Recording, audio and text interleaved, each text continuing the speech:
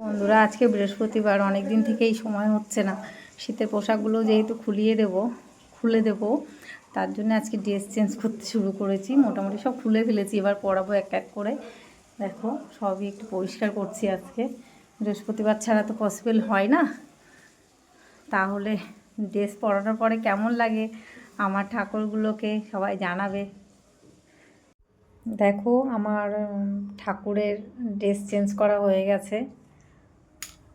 এই যে আমার লক্ষ্মী মা, আর এই দেখো নারায়ণ, এই দেখো গণেশ, আর আমার শিব ঠাকুর তো দেখেছো।